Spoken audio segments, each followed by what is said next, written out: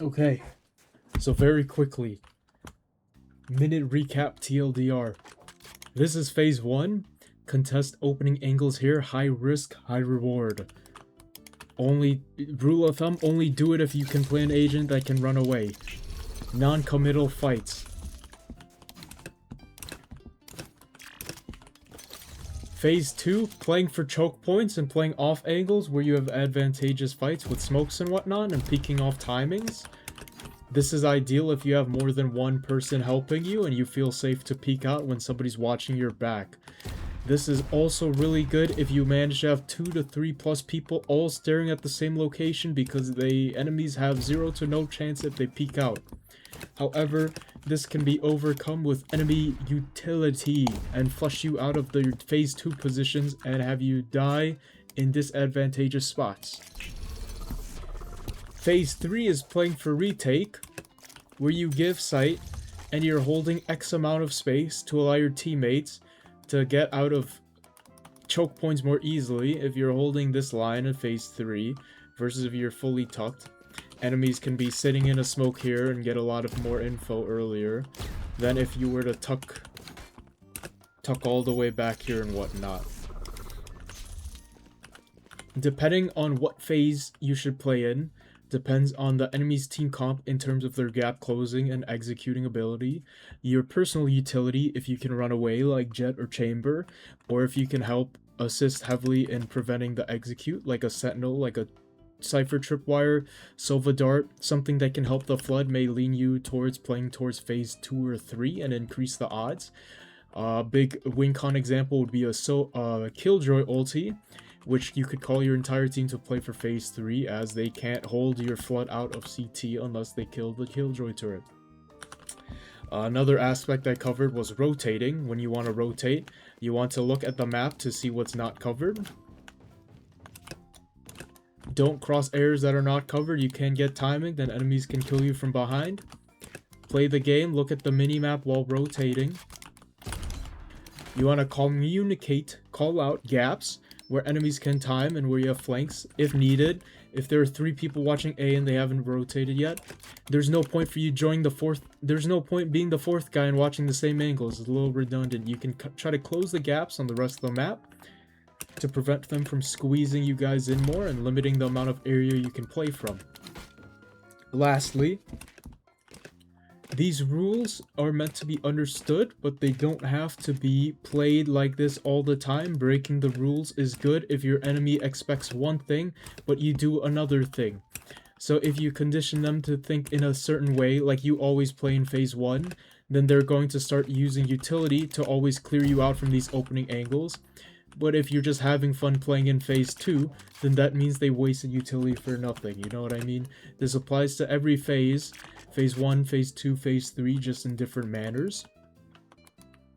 You should be, depending on this, you should be deciding these factors based on your own creativity, enemy utility, whatever else you want to factor in. Thank you.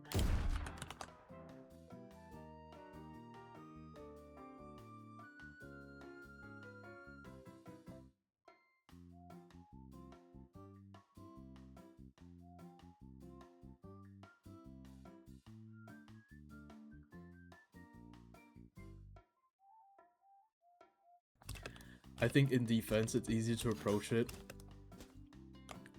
in phases. So, in terms of like fundamental play,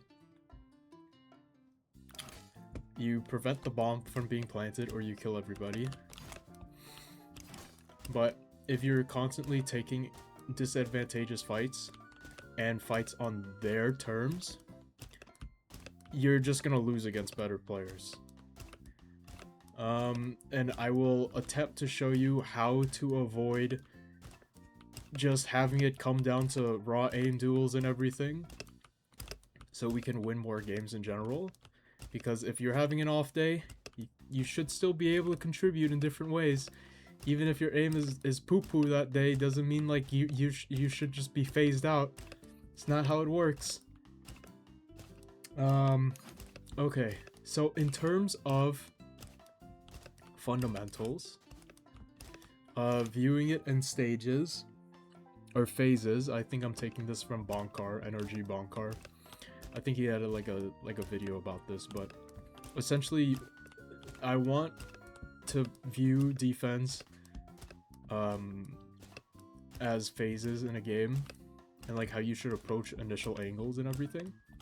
So when you fight for opening angles, no matter how it is, whether it's heavy or weak or strong or weak side, but you're fighting these kind of opening angles, you need to keep in mind, depending on the resources available to you, involving your teammates and everything, and you, if like you're a solo player like a sentinel playing on the site, like how you should be playing. So in my mind, there are 3 different phases. There could be more if you do like subcategories and whatnot, but I think 3 phases is like the most simple way I can put it. So phase 1 is contesting this opening angle and what comes of it, whether it be util trades at this spot, getting this defensive player off this line, or like jiggling, taking a pot shot, and then going back. That's phase 1. Phase 2 is when you've lost this opening angle, enemies taken long, and you're forced to fall back into a slightly deeper line, and you start playing towards choke points.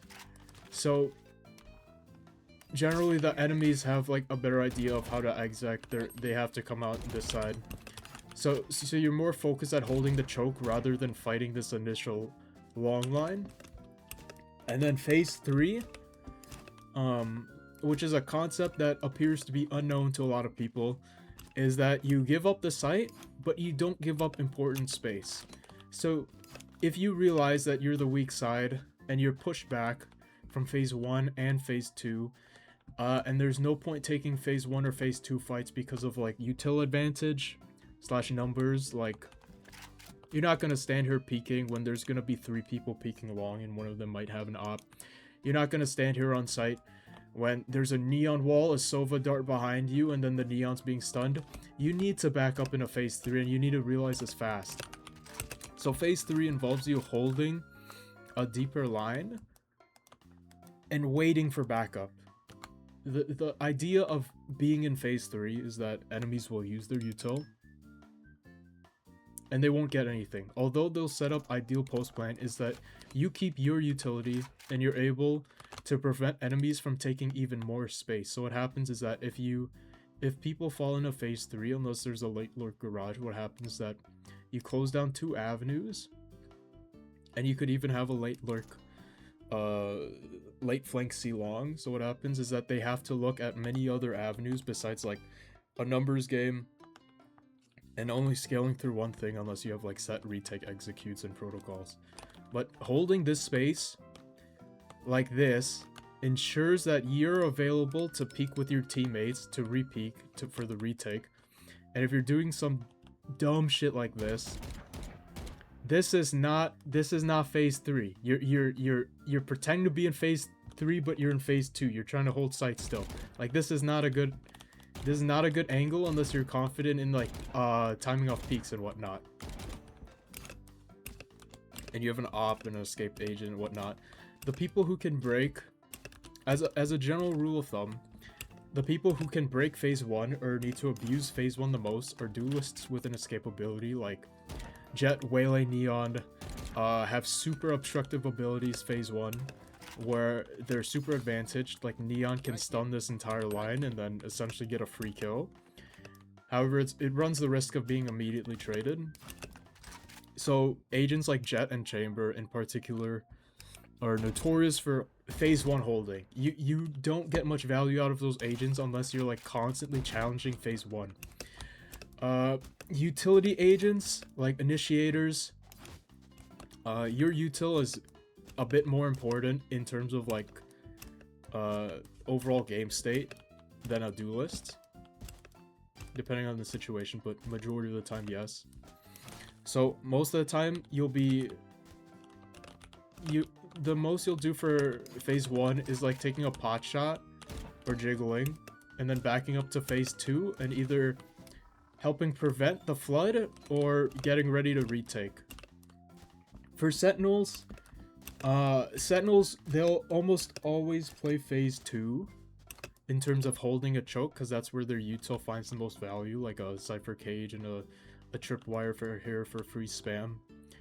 And then, very occasionally, all agents should be able to realize when they need to go into phase 3. Sometimes you just can't realistically hold the space against 5 players with util and full guns, and then you're at a like a gun disadvantage, util disadvantage, and whatnot.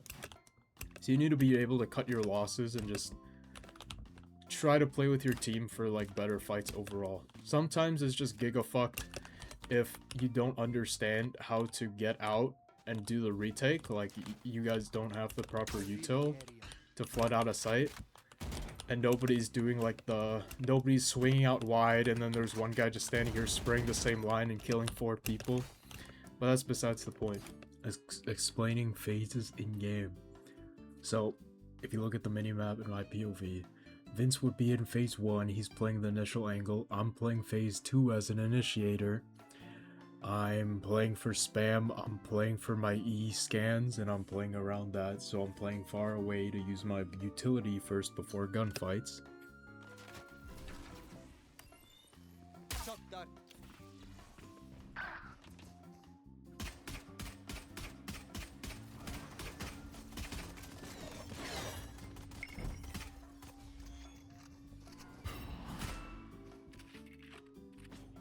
So I take a similar approach here. My duelist Jet is taking phase 1, which is good because she can dash away. And I'm taking a phase 2 where I can assist or prevent the flood through utility.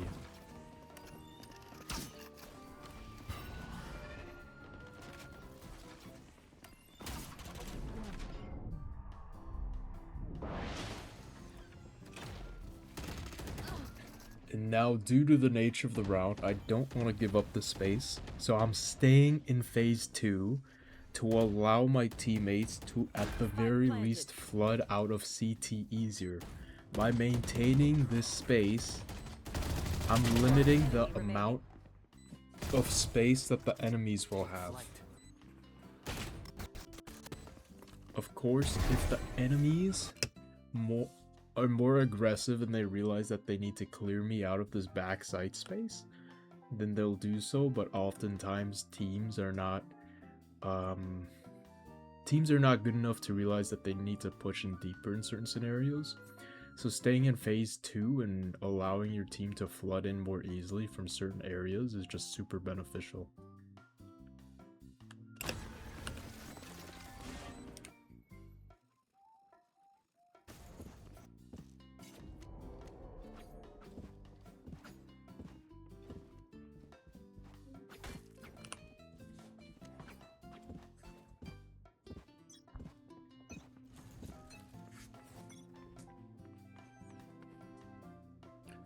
So this is technically phase 2, kind of a mix between phase 1 and 2 because I'm holding an opening angle. But see how I'm playing in such a tucked, far back position because I'm the only person playing A. If I was playing up there towards main, like closer to phase 1, I'd essentially have no escape plan.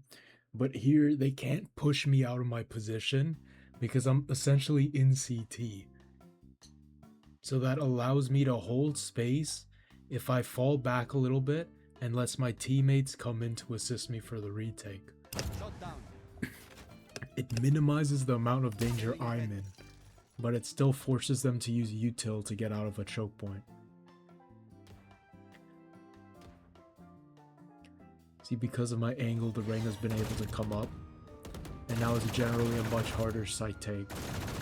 You wouldn't want to play in certain scenarios as certain agents where you're essentially just dead. If they use proper utility or if they have agents that dash onto you, since they have jet waylay, realize that this front site space can be gap closed in an instant. So playing something like this default box here, or playing like over here or site, means that they'll be able to be in your face instantly. So playing at further away angles, deciding where to play based on your utility and your playstyle will be advantageous and will lead to better gunfights overall. Okay, so I guess phase 3 could look at it. This is the strong side, this is the weak side. So the weak side player, their setup's a little interesting for weak side. So they're trying to control like the portions of the map we don't have any area coverage over, which is totally fine. However, the trips should probably be placed in deeper positions, given that it's unlikely to be able to contest this main line without dying, especially as the solar anchor. So maybe putting trips out more deeper towards site where it's able to be spammed from like deeper in phase 2/phase 3 angles, like back wall or maybe even like deep tunnel would be ideal. Let's see what happens. So because people have to rotate over, that means it's good. The idea is that the Cypher lives. The one guy was picked off from a flank. So at this point, the map spread for the defense looks extremely good. What happens here is that ideally, Gecko should play safe while mid pressure is created. And then the mid pressure draws people to look at elbow, so either the spawn or the flank angles are isolated in 1v1s. Let's see what happens. Spike down B. So flank is closed because there wasn't much, I don't think numbers were called. We didn't have much info, so safer to go 1-4. So what's really important here is that Echo doesn't die to make sure our flood isn't coming from one angle, because if it does come from one angle, it's much easier to defend against.